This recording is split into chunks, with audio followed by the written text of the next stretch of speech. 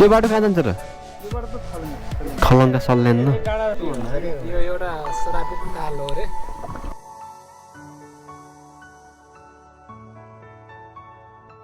So अहिले हामी चाहिँ अब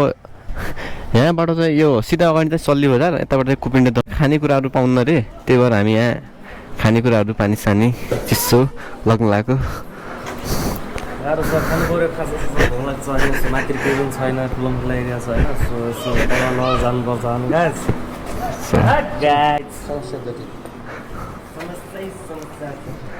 ओ हिलो यार मलाई त तिम्रो बाइकले पुरै हानिराख्यो मलाई हिलो हेर न यो बाइकले अब चाहिँ अफरोड हो पुरै है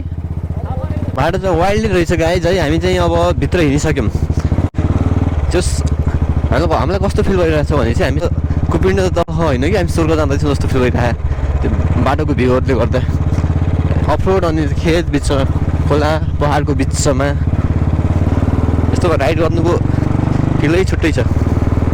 यो लकडाउन पछि हामी लङ राइड भनेको यो नै हो सायद हामी राइड जान खासै निस्किन पाएको थिएनौँ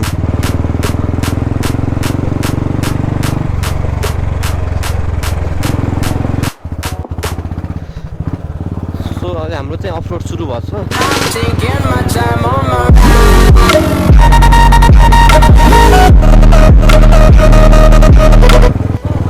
नहल्लिनु है तिमी फेरि यस्तो हल्लियो नि त गइन्छ सिधै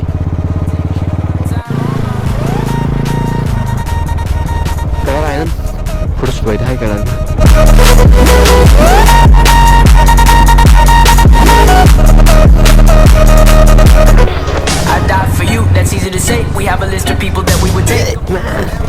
सिआरपीले चाहिँ मेरो कपडा पुरै धोस्दै गइसक्यो धोस्दै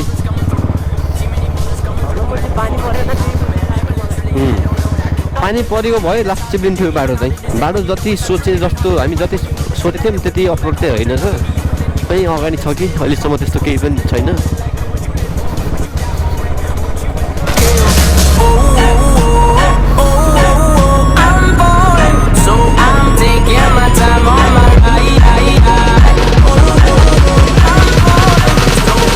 मिनटमा पुग्छ मलाई सायद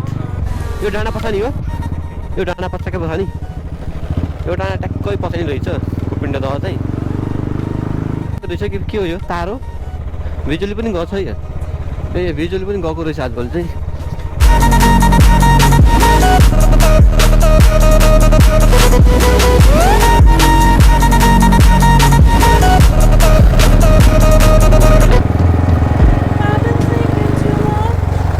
हाई एल्टिट्युडमा छौँ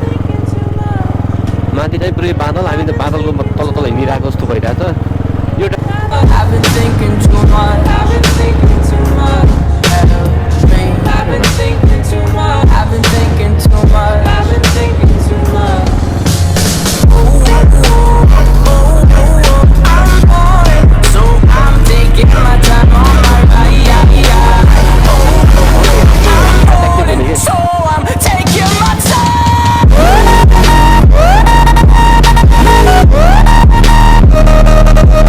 हल्का गाह्रो रहेछ क्या हल्का चिप्लो रहेछ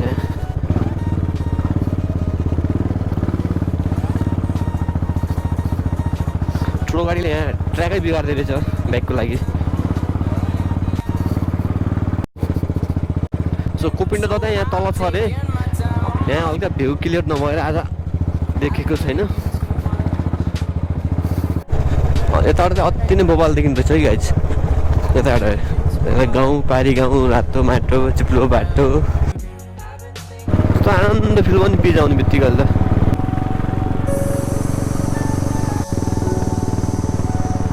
आइटनतिर पुलिस चौकीभन्दा ट्याक्क अगाडि हो गेट छ त्यसो ट्याक्क त्यो माथि अनि तल यत्रो उकाल चढ्यो हामी यार मन्दिर अगाडि पुग्न 15 मिनेट लाग्यो यो बाटो कहाँ जान्छ र खलङ्गा सल्यान पिच पनि थिएन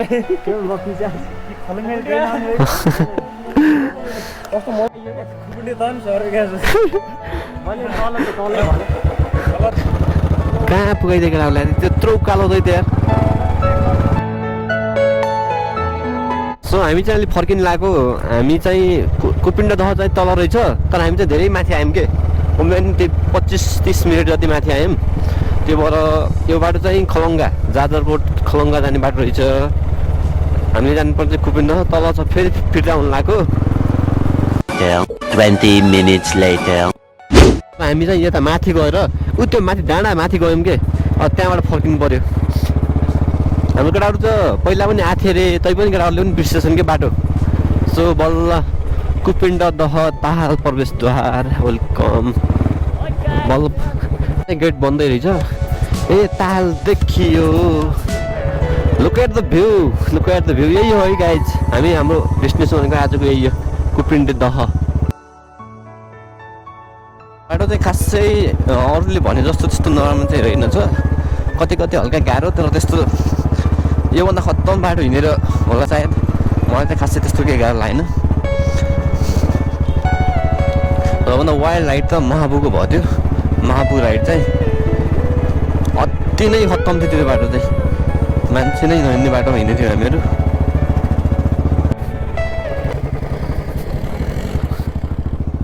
Look at that view.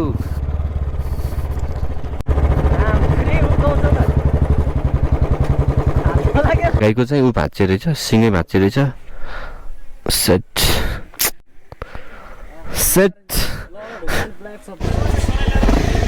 Right guys, we are in Kupinde Daha with Hikmatjang Thakuri, Subhas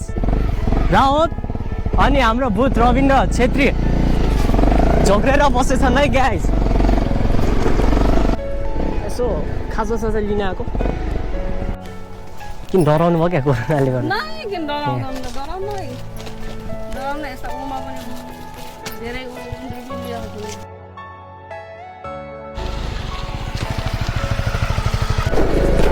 guys मौसम पनि एकदम शीतल छ है हामी चाहिँ एकदम चिल पारामा हिँडिरहेको छौँ एकदम रमाइलो भइरहेको छ यो पानी परेन त्यो चाहिँ खुसी लाग्यो हामीलाई सो अब चाहिँ हामी बोट राइडिङ गर्न लागेको हो बोटमा एउटै बोटमा हामी 4 जना बसेछौँ बाइकहरू चाहिँ त्यहाँ राखेछौँ अनि दाइले चाहिँ ल यो चाहिँ काठको अनि यो के हो सब बोट यो राम्रो हुन्छ कि काठको हुन्छ हाम्रो यो हल्का हुन्छ ए यो हल्का हुन्छ सिलो हुन्छ यो सो सबै लगाऊ है सो हामी चाहिँ अब बोर्डमा छु मैले हाम्रो क्यामेराम्यान चाहिँ दिपक हुन् है अनि यता सुभाष छन् अनि रविन्द्र गाइजहरू त्यहाँ बसेछन् हाम्रो यता चाहिँ फोटोसुट भइरहेको छ रविन्द्र चाहिँ चिलमा छन् बिचमा बसेर अनि यता दाइले चाहिँ बोटिङ हानिरहनु भएको छ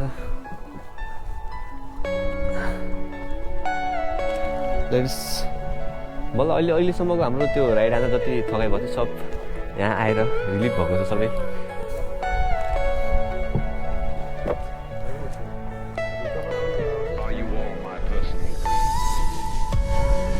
सो हामी चाहिँ अहिले बिचमा आइपुग्यौँ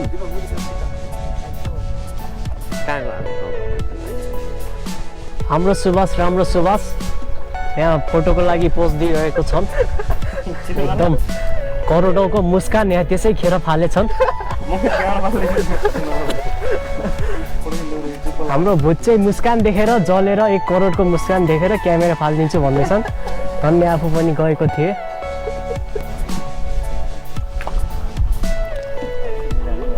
हाम्रो नेपालको राष्ट्रिय झन्डा फरफराएको चाहिँ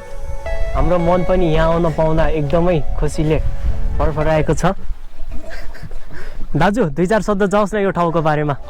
एउटा श्रापित ताल हो रे श्राप दिएर बनेको हजुर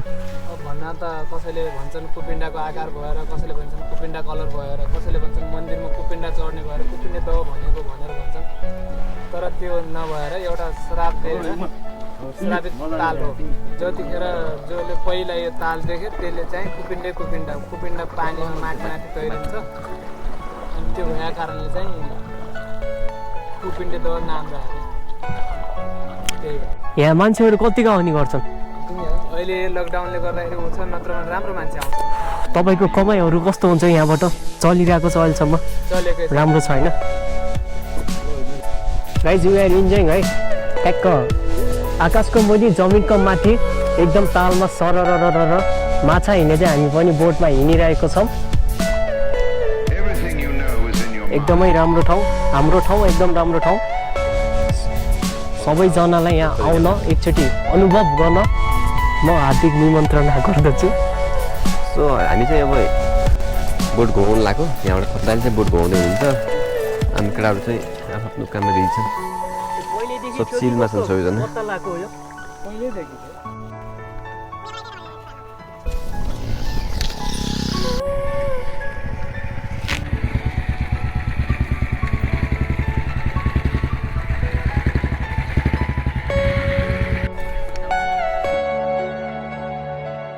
अङ्कल त्यो चाहिँ तपाईँको लागि है, कोक छ, अनि यहाँ बिस्कुट पनि छ, यसो राख्नु।